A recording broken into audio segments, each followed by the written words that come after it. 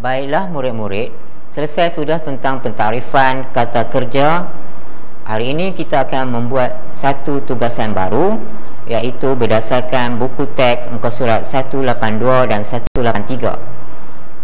Dimohon para pelajar untuk membuka buku teks pada muka surat 182 dan 183. Baiklah murid-murid, cikgu mengharapkan murid-murid dapat membaca dengan teliti dan memahami apa yang diceritakan dalam cerpen tersebut.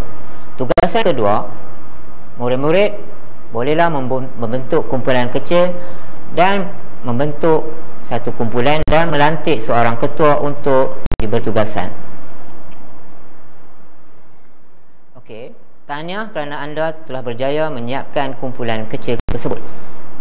Okey, dari kumpulan tersebut, murid-murid perlu mencari kata kerja tak transitif, iaitu sebanyak 3, dan 3 kata tak transitif berdasarkan petikan cerpen yang dibaca tadi dan ditulis dalam bentuk peta iting.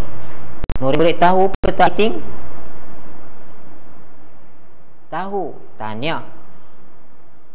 Okey, kita tengok contoh peta iting yang boleh kita jadikan sebagai panduan. Peta iting atau peta pemikiran, murid-murid bolehlah melukis seperti slide ini, iaitu peta bulatan, peta buih berganda, peta pokok, peta dakap, peta alir dan lain-lain. Murid-murid bolehlah melakukan tugasan yang cikgu berikan tadi, iaitu menyenaraikan 3 kata kerja transitif dan 3 kata kerja tak transitif dalam peta pemikiran yang anda lakukan. Cantik yang boleh untuk kita semua.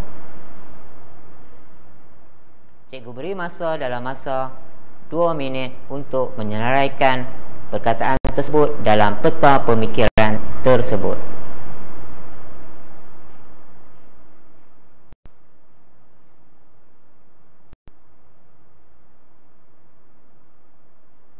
Tahniah, anda telah berjaya menyelesaikan soalan ini. Mari kita lihat apa yang pelajar atau apa yang murid telah lakukan dalam peta pemikiran tersebut mengenai 3 kata kerja yang diminta tadi.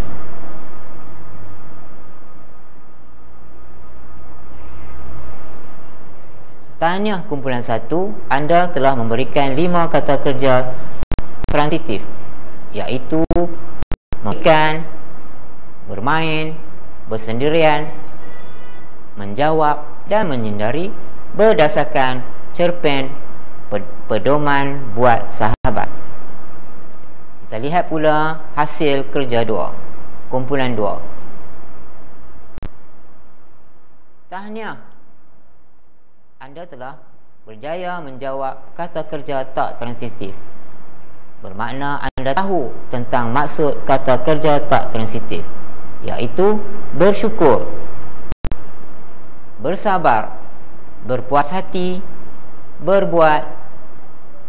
Tahniah kumpulan 2.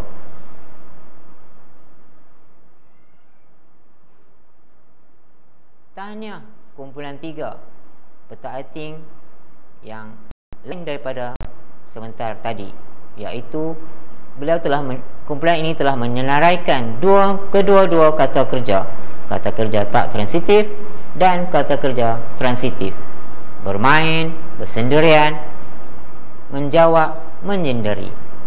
Manakala kata kerja tak transitif, bersabar, berbuat, bersyukur, memerhatikan dan berpuas hati. Tahniah kepada 3 kumpulan, anda telah berjaya menjawab soalan yang diberi.